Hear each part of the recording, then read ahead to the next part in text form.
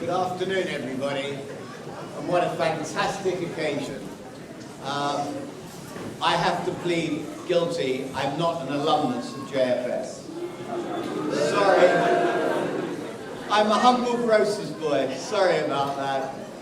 But I've seen so many people here that I just knew from my youth, and I can claim that my dad, God rest his soul, was an alumnus of JFS and went to JFS in the East End.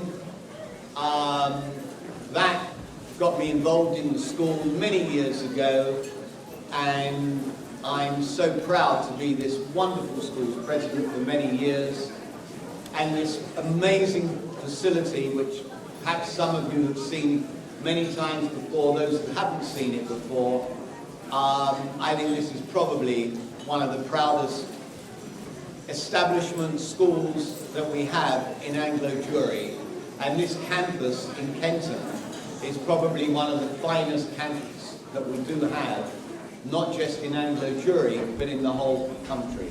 And I can claim credit to having been very involved in the building of this school.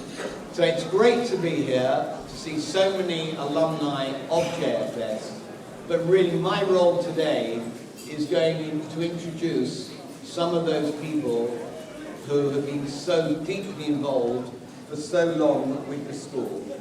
And the first person I'm going to introduce you to is Jack Mindell, who went to JFS in the same place that my late dad went to JFS when it was in Bell Lane in the East End.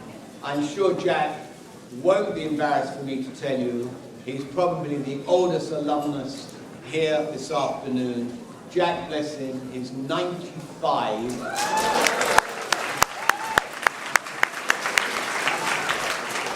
He looks fantastic, absolutely immaculate, and he's going to share some of his JFX experiences with you. Ladies and gentlemen, please welcome Jack.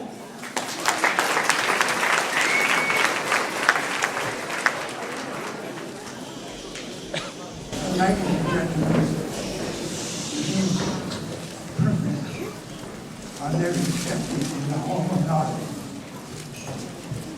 I've been the oldest survivor of the school. I must explain one or two things. First of all, I had two older brothers than myself, who also went to Jewish preschool. Jewish preschool at that time was divided. There was a lower school called the Grady and a higher school called the Central. We all went to the Central school. Well, my eldest brother achieved something for a Jewish boy that was unheard of at that period. He was a wonderful cricketer.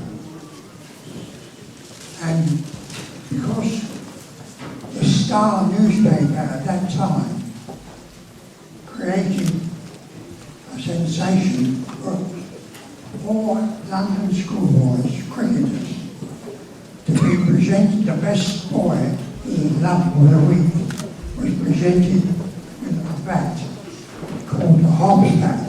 Hobbs was the greatest cricketer in England at the time. Well, my brother went on to win this award. You can't imagine the situation at that period. The whole of that area which we lived He's on his way up.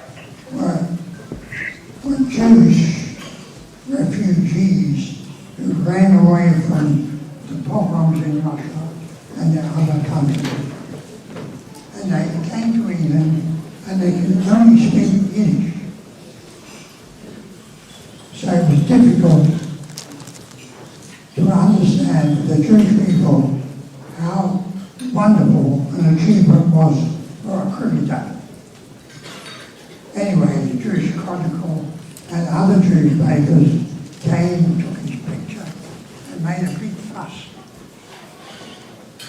Took a picture of him being presented by Jack Hobbs himself as the the Western Wall of the week. But the Jewish people only understand Yiddish, knew nothing about Greek. And in a little cafe, there was a Jewish man sitting and reading the Jewish paper. And he suddenly jumped up and said, "Mr. Goy," that means crazy people. They're writing the paper. Suddenly a boy hits a ball with a stick, and because of that, they give him a bigger stick. Anyway, his fame grew as it was. Because of his fame, he became not only a famous cricketer, but he also reached higher fame in the world. However,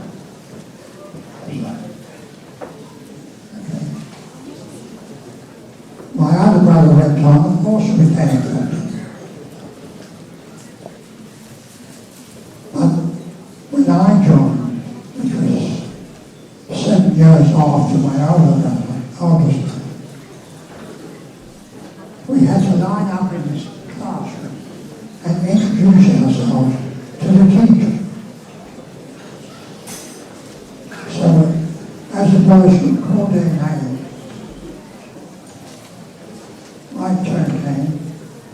I said, "Mindell," and the teacher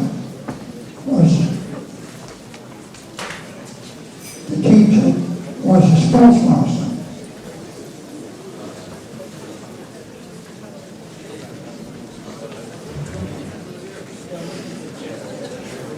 So he looked at me and said, "What?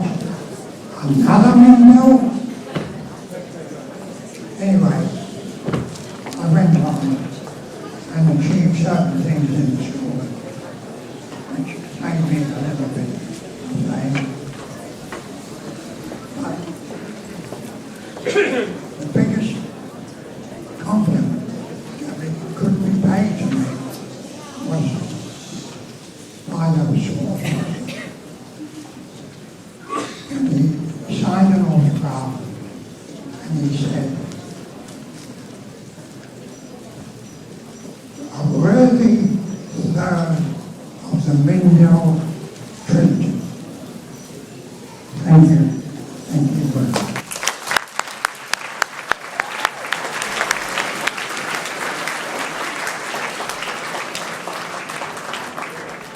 Jack, thank you very much indeed. And all I can say is, please God, by all of us at 95 years of age.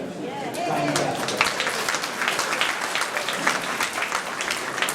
And I'm now going to introduce Michael Webber, who was one of the founding teachers at Kenton in 1958. And perhaps there are those here today who were pupils of Michael in those days. Friends, please welcome Michael Webber.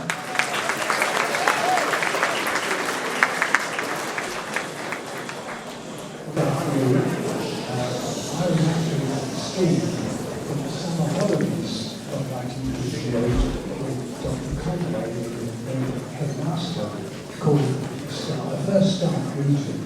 So about 20 of us were in this room at JFS in town.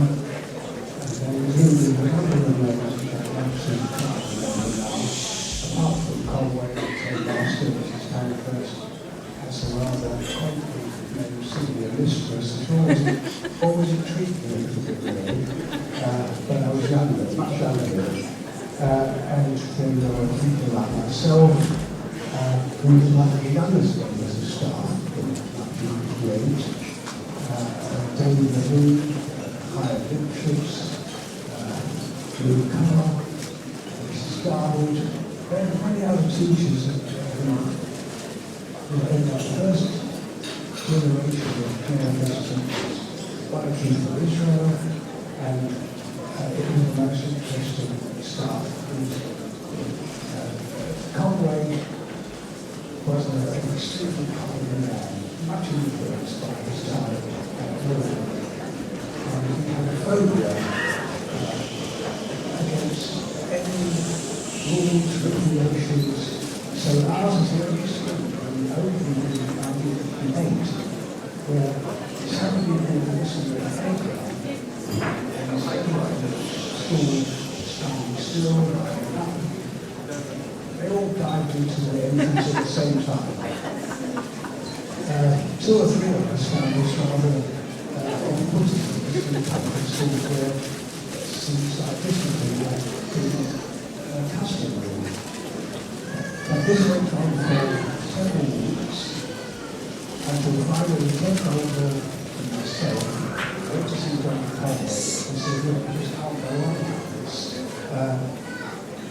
Could you do what else can you do? Blow the whistle, stand still, blow the whistle, line up, blow the whistle, and go to the school right by line. This made a great big difference, actually. It's amazing difference in the last 10 years. So, before, I couldn't believe it. I mean, I've done 13 years at JFS. I couldn't believe that you could go to this is marvelous, I know this. But things change day to day at JFS, and I only mention this because those people who came after the first term had no idea what that first term was like. I used to cross Camden Road, get a taxi to Hampstead, and go into bed where my wife had been in summer because the stress and strain and noise levels were otherwise impossible to bear. The dining room was about this size. And one day we come in, the tables would be all down there in lines. Another day we come in and got used to that, and we were across the lines. Another day we would be separate. Every possible change was tried. Finally, it did settle down, and when Dennis Harrison did exactly as it goes now, when he came in January, that seemed to bring some degree of order to the school. But that first term was something that bound us together, staff and pupils, in a way that no other school that I'd ever been in managed to achieve. It was a relationship like father and son, mother and daughter, friends like our friends now, I think it was 65, 66, 67, ex-JFS students. And we greet each other not just people and teachers, but as old friends from the past. I think I was the only survivor of that difficult band of teachers.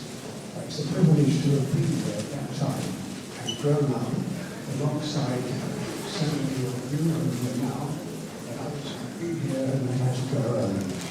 So I just wish the school well.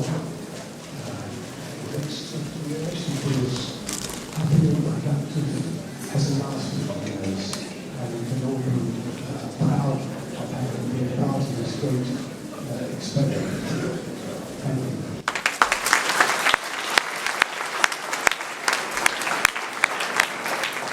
All I can say is, for those who were taught by Michael Weber, it must have been truly a privilege. What a fabulous man, Michael. Thank you very much indeed. Thank you. And now, three people who I'm sure brought great fear to those who were at the school.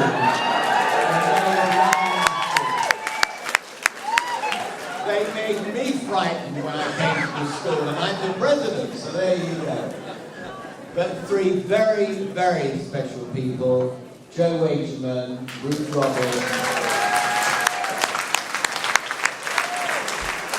and Jonathan Miller, who, under their stewardship and their being head teacher, Jonathan is, of course, our esteemed head teacher, have taken this school to the most unbelievable heights. And for me, it's been a privilege and pleasure to know them, to work with them, and to regard them all as very dear friends. So firstly, let me introduce Joe Wazeman, your former head teacher.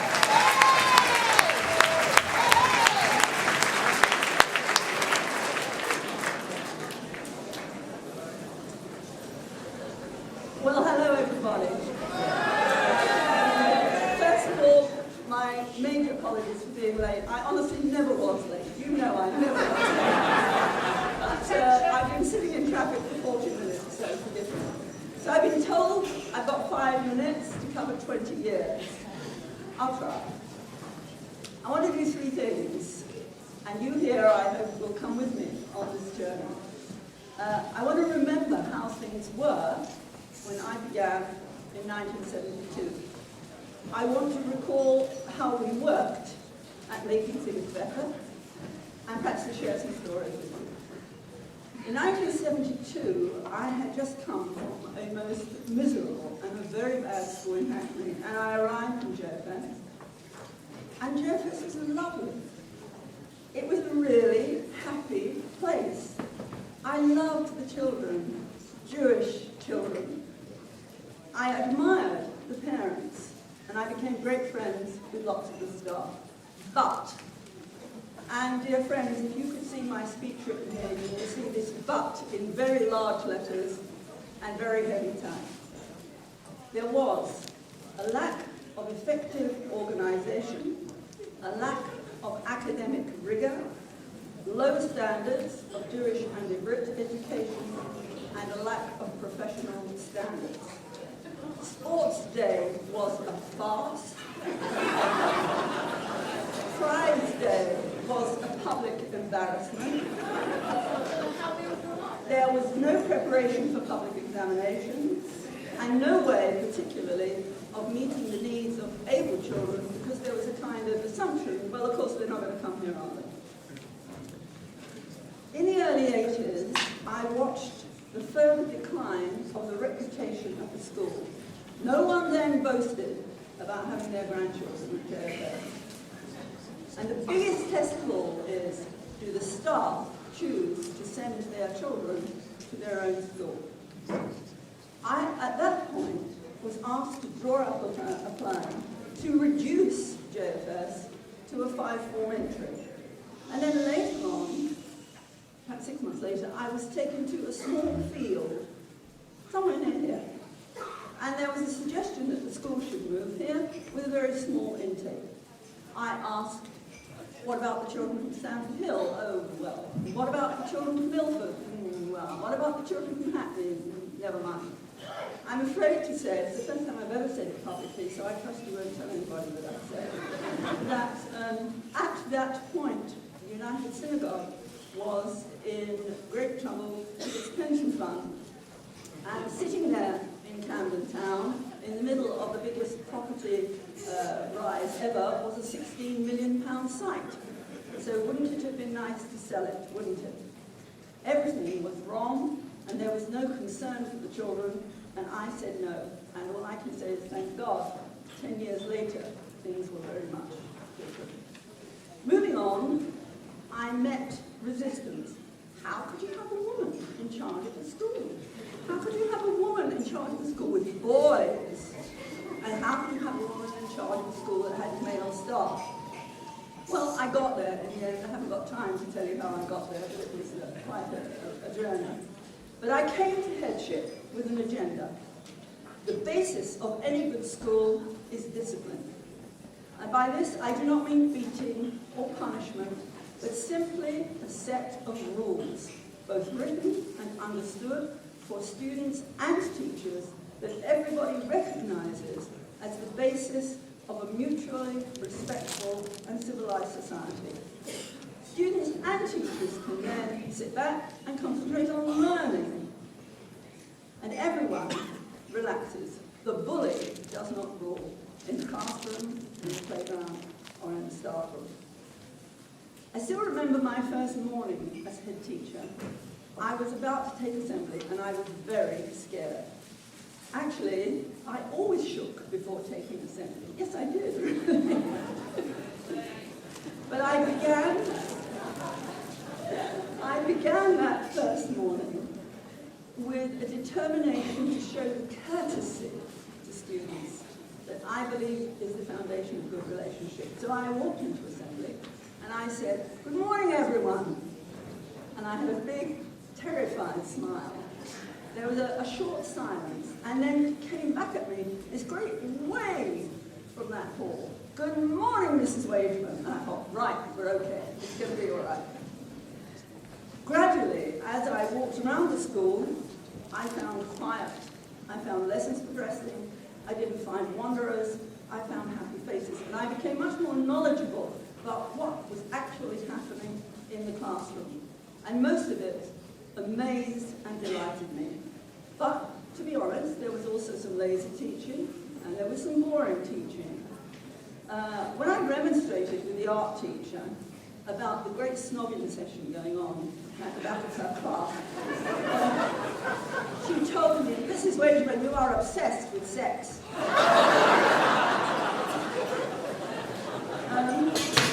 I did, of course, report this to my husband, but unfortunately he was abroad at the time.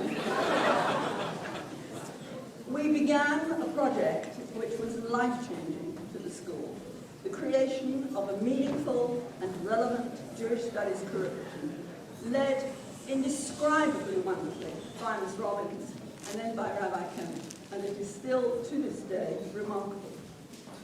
We provided special sets for very able pupils, and we got them out of the political farce that's called mixed ability teaching. Students began to join us from other schools, and when I asked them how they were getting on, the main comment was that they hadn't expected to work so hard.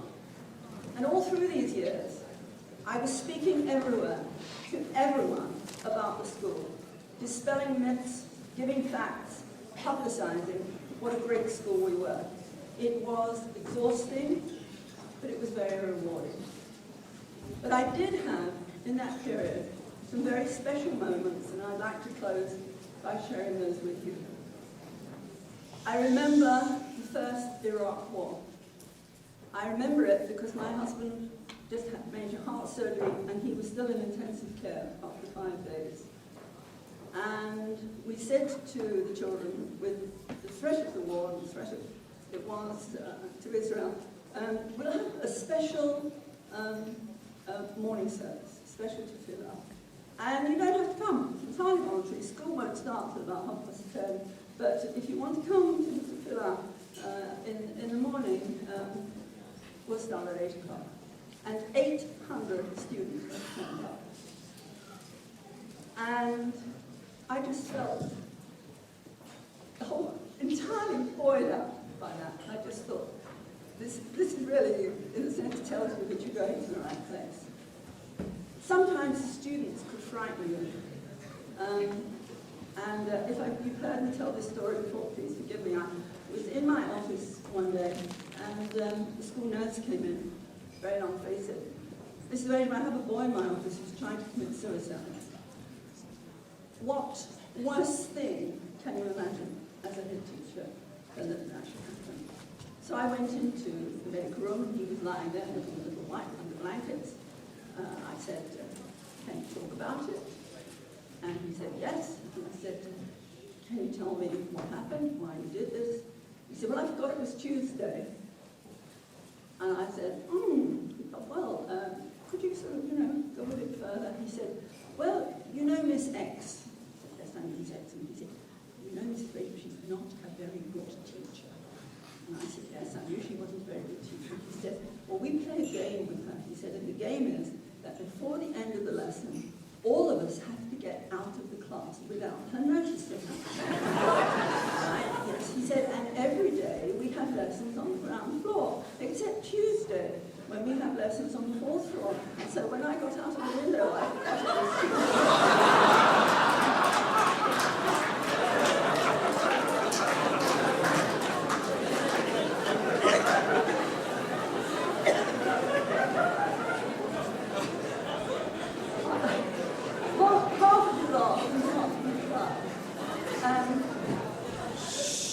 I don't know if you remember, I think it was Brodetsky House Room, which had a little room attached to it, which was a chair store.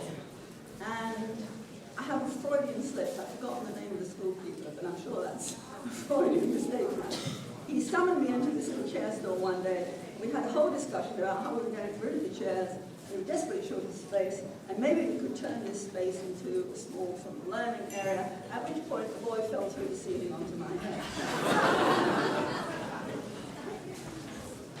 See me in my office, I will speak to you later. What story comes out of this?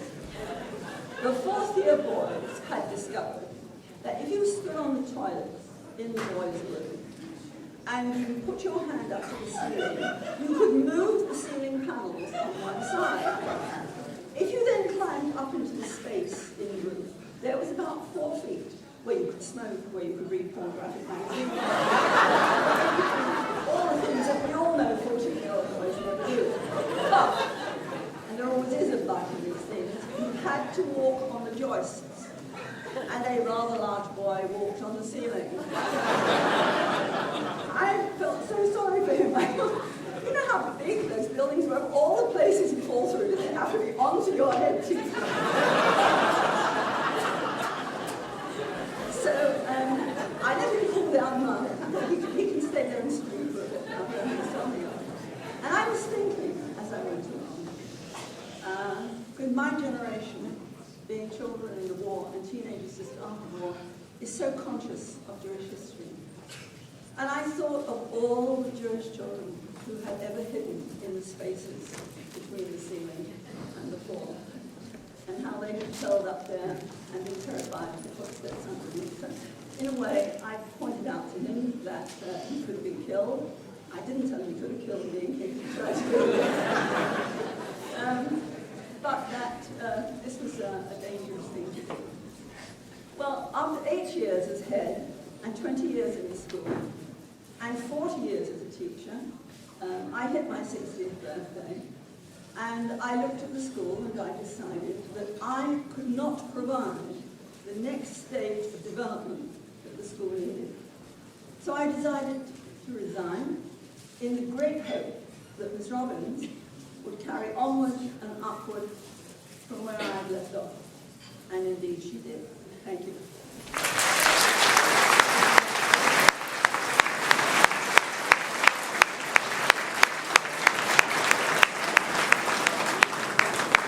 Joe, thank you so much. What you've done for JFS, and then from then on to be the President of the Board of Deputies, is quite fantastic. Friends, please give a very special applause to Joe.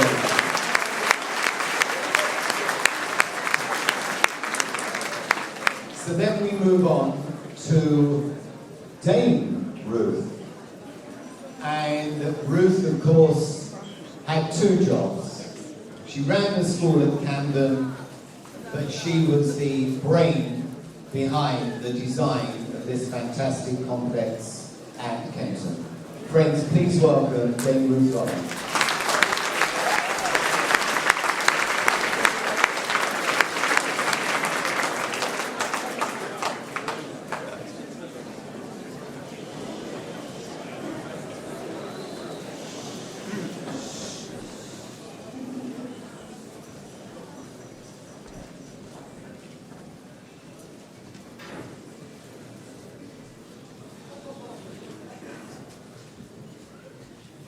I've spent pretty much my whole professional career here at JFS, and I'm miserable to say that on reflection it was a whole 37 years.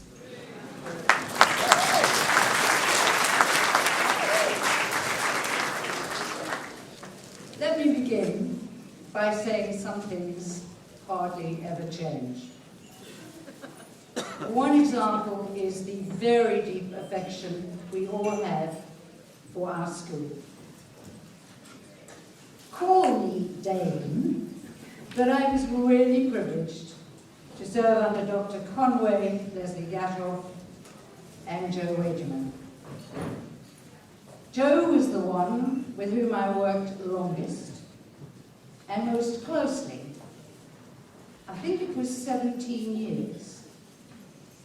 And there may be some people in today's audience who will know that the number 17 has a particularly special significance for our school. From 1976 until 1993, Joe and I were at different times heads of lower school and then first deputy head teachers.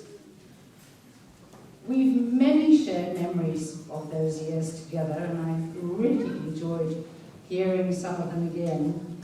So I think it's probably best that I confine myself to a few memories from the 1970s, when I was a classroom tutor, and then skip to the period when I became head teacher in, 1993 to 2007.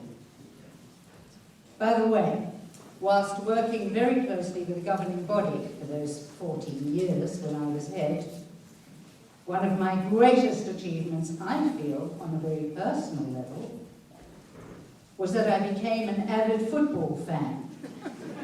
And I remain so to this day. Just don't ask me what club I support. It's somewhere far north of Tottenham.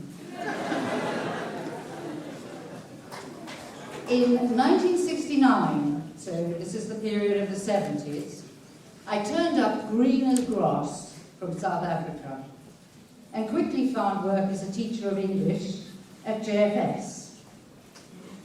I pretty immediately fell foul of the then deputy head teacher, Dennis Felsenstein. Yeah, we all remember him.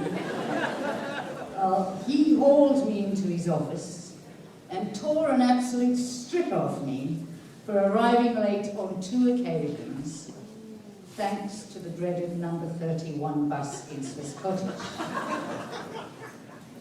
Now the strange thing is, I remained petrified of Dennis forevermore. And the only reason I'm mentioning this now is because I met him while coming in here this morning, and I know he's gone.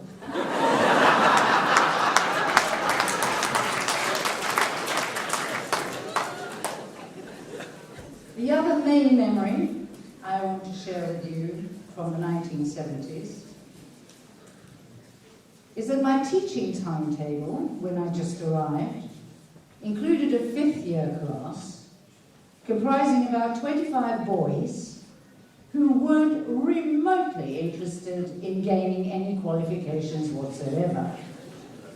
They were just biding their time until they could legally escape at the age of 15. You get the picture.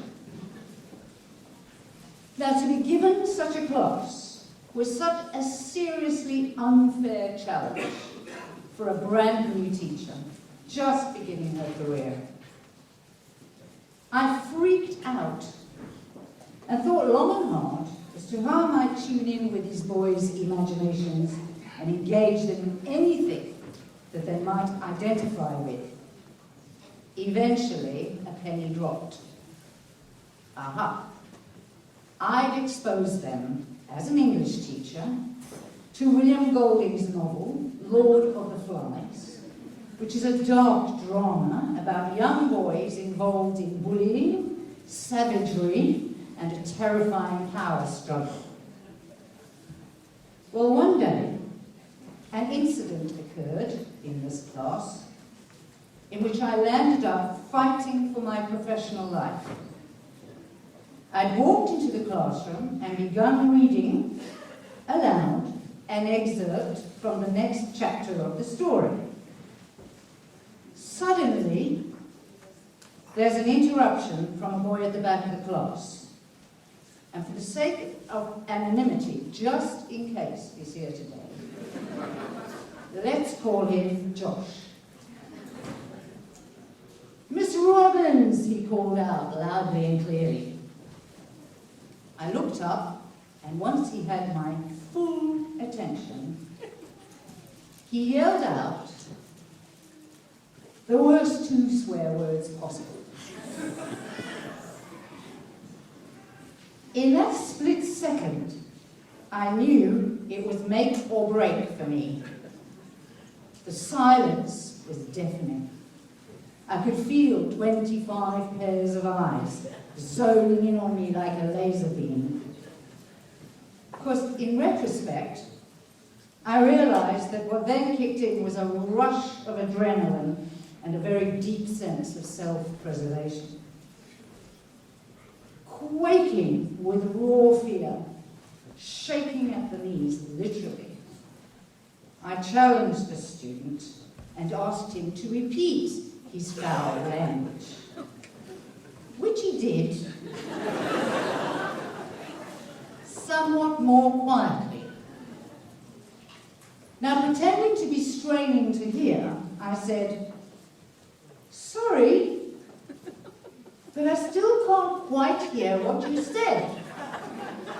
And just in case anyone else in the class also can't hear you, please would you repeat what you said 20 times. And I'm counting." Well, all eyes were now on him. He managed to repeat the phrase 11 times, and then broke down in tears. Reverse psychology is what it's called today, though I had absolutely no idea about that kind of thing then. Incidentally, we'll come back to Josh at the end because it's a stunning example of one of the most precious aspects of JFS to this day. That single incident was to have a profound, long-lasting influence on me. I decided to take a break and went to Israel. A year later, in September 1973, I returned to JFS, this time as a teacher of French. You know, je m'appelle Mademoiselle Rollins, comment allez-vous, comment vous appelez-vous, etc. But the shadow of Josh was clearly there to stay. Listen to this. I'm quoting from an article by a former JFS student, now a journalist.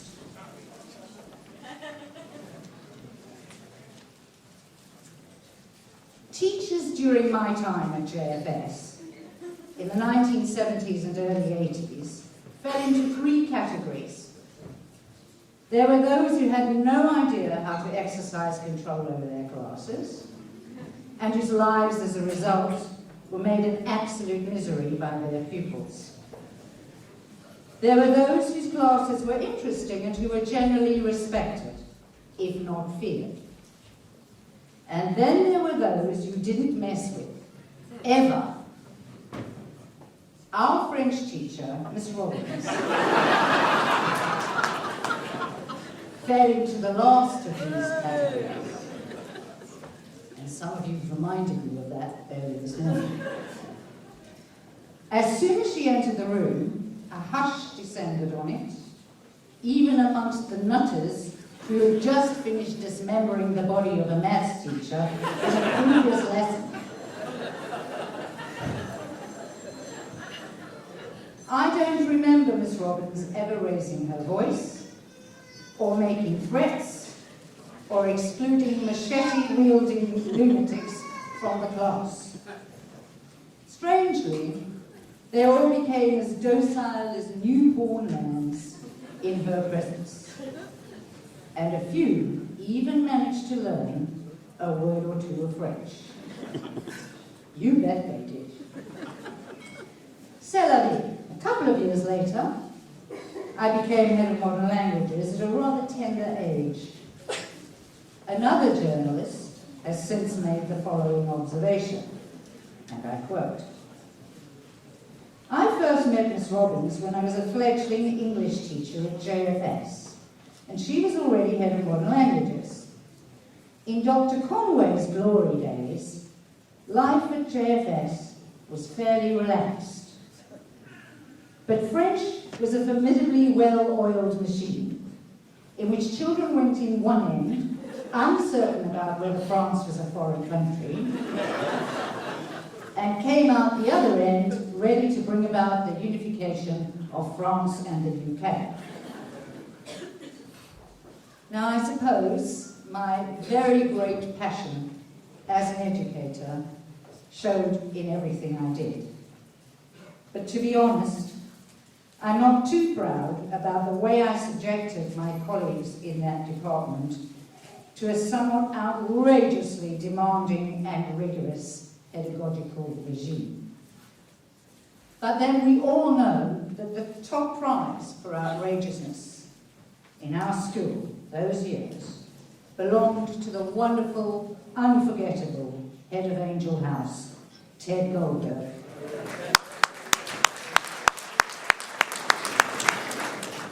Now, Ted really was the biz, so hopefully that gets me off the hook.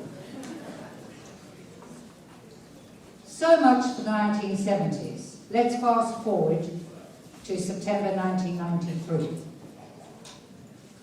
By this time, I'd stopped wearing only black clothes to work, which means that I saved a fortune no longer having to buy that sticky tape that you use to get cat fur off your clothes, which was really important because I had two magnificent pedigree pale grey cats. The challenges of leadership at whole school level are simply enormous in terms of sheer scale, scope, breadth, and most importantly, the creative drive so essential for realizing one's overall vision.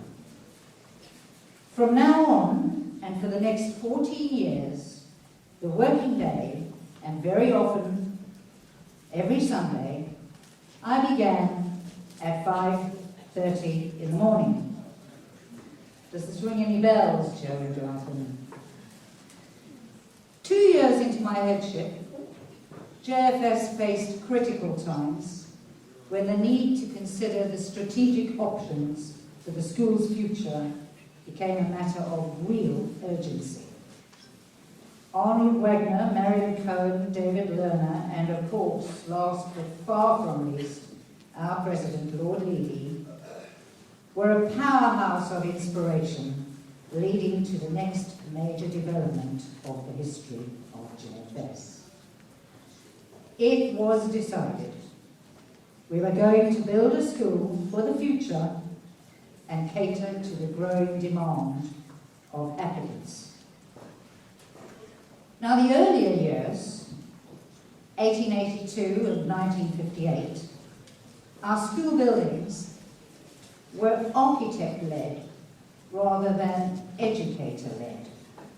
And I was incredibly fortunate and privileged to be given a free hand in the first opportunity in nearly 270 years for an educator to design our school.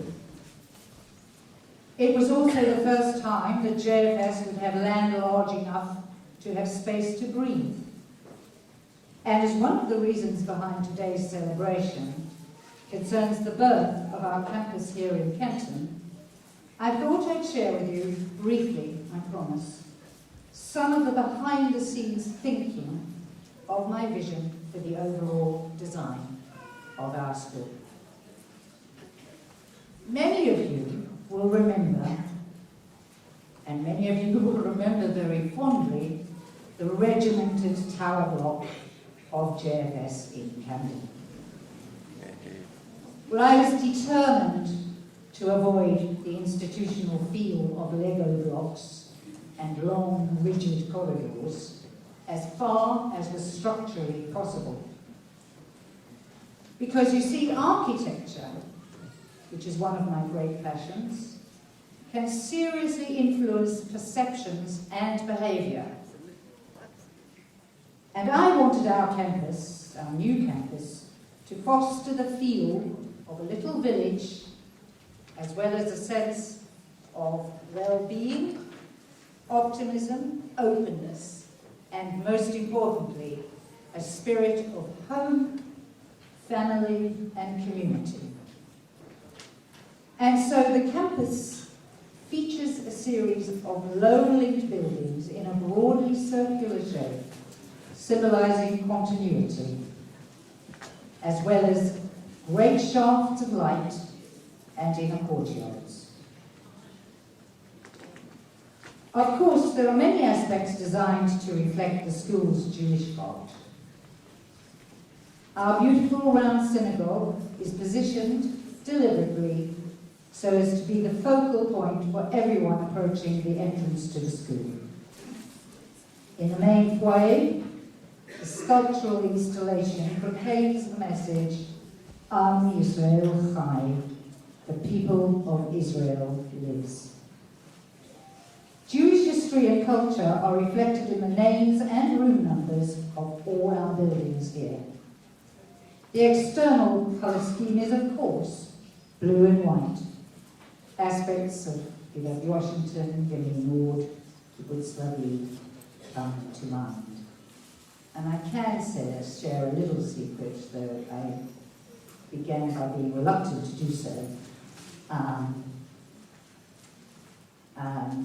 In the early days here in Kenton, I even insisted that all the shrubbery, apart from the greener shrubs, all the flowers and everything else to do with nature, was strictly to be only blue and white. I'm not proud of that because it must make me seem like a complete nutcase. Anyway, the move to Camden, as many of you have reminded me this morning, was a huge wrench for many staff and students. And I have many memories, some happy, some sad, of managing that huge upheaval. But once settled in Kenton, our students were thrilled and proud. All but a few showed great respect for their new home here. And of course, those who didn't were, and still are, introduced to our legendary Room 17. So well known on the community grapevine. The Room 17 strategy is a blend of punishment and, most importantly, rehabilitation. The original room was in our Camden school. Some of you may remember it was on the first floor corridor right next to the synagogue. Well, it doesn't feature physically here, but in good old great JFS tradition, the name lives on, and the room that we use here is room M something more or another, but the students all refer to it as room 17. I quite often bump into parents in the street who tap me on the shoulder and say something like, I'm really nervous about approaching you because my child was in room 17, but I did just want to say hello. The JFS community is simply wonderful. As a family school, it's also a thriving marriage bureau, not only for students, but also staff. So many of our students become JFS parents, as well as parents and ex-students becoming JFS teachers. And because our community extends to all four corners of the earth, there's no escaping them whilst on holiday. And I was wondering whether Jo was perhaps going to give you some anecdotes of her times in that frame, but she hasn't, so I'll very briefly share you one of mine. Now, you'd expect this in Israel, but imagine a deserted, beautiful hillside in a remote part of Tuscany. I'm there to attend an opera festival being held in some ancient ruins at the very top of a hill. It's a late summer afternoon. Exquisite sunset. It's just beginning to go down. A glass of Campari. Total peace and quiet. You can even hear the occasional cricket. A dreamlike, heavenly silence. When, out of nowhere, you're suddenly ambushed. And all I can say to you all is, bless you. The challenges of leading a school, and especially a school which has such incredibly high expectations of itself, are always going to be enormous. But there's no doubt that what kept me sane, purposeful, and very highly motivated was you, our students. Nurturing their confidence, their initiative, and their goodwill. Always treating them with respect. Giving them opportunities to develop into well-rounded citizens was such an incredible joy. And in this spirit, finally, let's catch up with our Lord of the Flies friend, Josh. Remember, he's the one whose brilliant command of Anglo-Saxon was responsible for the most important learning curve of my whole career. Many years later, I was strolling along Carnaby Street when suddenly a car screeched to a halt, nearly running me over. I remember it was a racing green E-Type Jaguar, and out of it leapt Josh.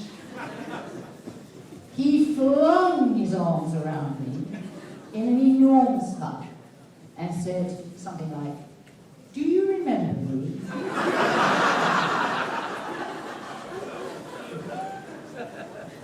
I've wanted to say sorry for a long, long time. I was an absolute nightmare at school, but I know that underneath it all the teachers really cared about me. So here we are today, another example of how the heart of our school will always draw us together. The circle will never break. It's really great to see you all again.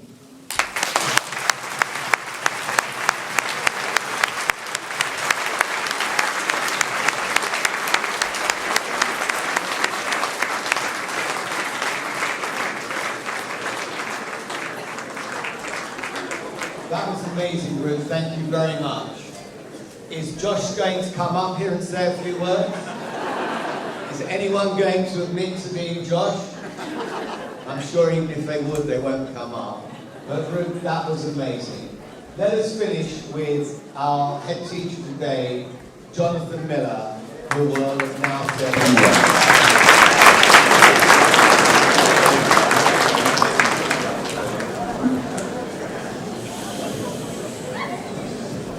Ladies and gentlemen, you have no idea from the stage of how wonderful you all look. An assemblage of alumni bringing back memories of many, many, many decades of JFS history. How do I follow that? Well, first of all, I want to say a huge thank you to our President, Lord Levy. He slipped into his comments earlier that he might have made a contribution to the move of the school to the Kenton site. And as I never tire of repeating, and I say it every year when I introduce him, and he comes to speak to our Year 13 students, we would not be in this site without the contribution he has made. He remains a loyal and steadfast friend of our school, both behind the scenes in our public forum, and we're very grateful to you, Michael, for this.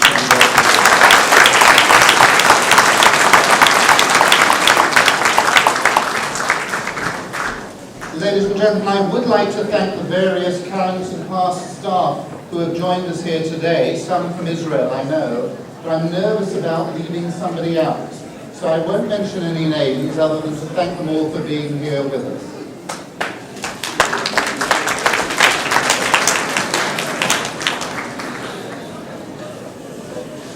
I will, however, redeem a pledge I have made to pass on greetings from 4 specific ex-members of staff who were unable to be with us today, but who wished their good wishes to be sent to you. Do any of you remember an ex-head of maths of our school, Sandra Carnegie? Unable to be with us today because she no longer lives in London, but she sends greetings to everybody. Do any of you who perhaps were in Angel House remember an ex-head of Angel, Reverend Bernard Koshland? Bernard was hoping to be with us today, but he is representing the community at a commemoration of Armed Forces Day in Barnet. And when I saw him yesterday, he warned me that he might be unable to join us today. Do any of you remember a certain PE teacher by the name of Jeff Willis? I rather thought you might. Jeff is now retired after 40 years at the school. He and his wife are travelling today and are unable to be with us today. They're abroad, but he sends his good wishes. And finally, do any of you remember a certain lady by the name of Mrs. Barbara Hamlet? She is mortified that she's in Shanghai, and she sent an email on Thursday to send greetings to everybody who is here. Now, ladies and gentlemen, an alumni reunion always conjures up memories, and we've heard a number of them already from our speakers today. And I also wanted to share a memory, not my own clearly, of JFS in Bell Lane. This one from the 19th century, since we are today commemorating both 10 years in Kenton, but also 280 years of the school. Were any of you, when you were at the school, in Zangwell House?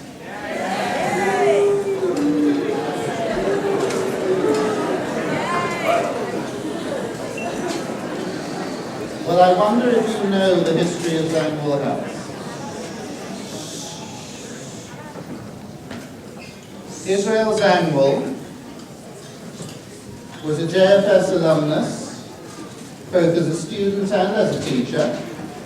He was admitted to the school in July 1872 at the age of 8 and stayed on the roll until 1878. He went on to become a teacher at the school as well as a famous writer. While a teacher, Zangwell had a pupil monitor who went on to become a teacher at the school himself. Now, monitors were tasked with assisting the teachers in whatever way was requested. And sometimes, ladies and gentlemen, this was not in ways I would expect of our teachers today. Mr. Hyman, the monitor, records the following story from Bell Lane.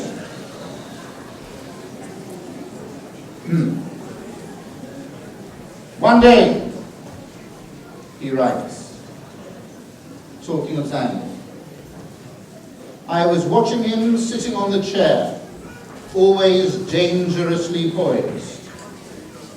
His thoughts seemed very far away from our classroom number 2 roof.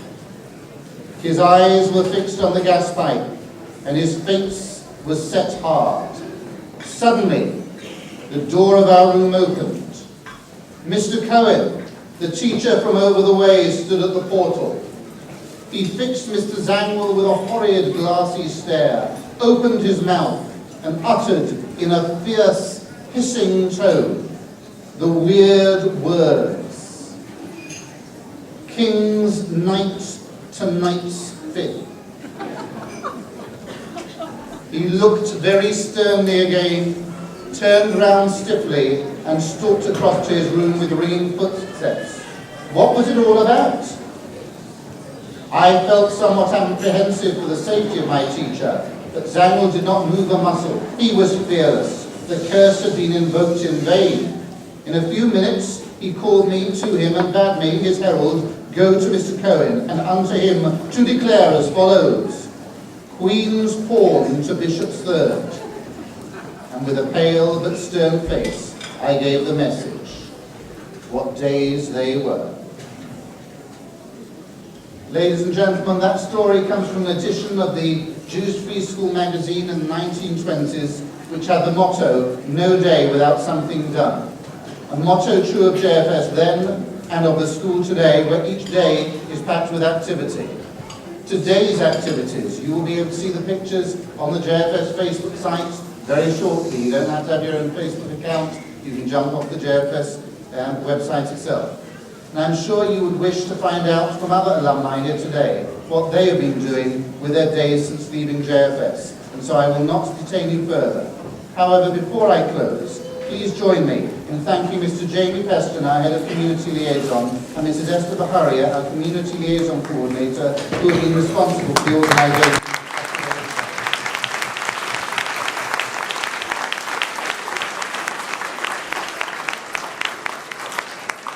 Thank you all for coming.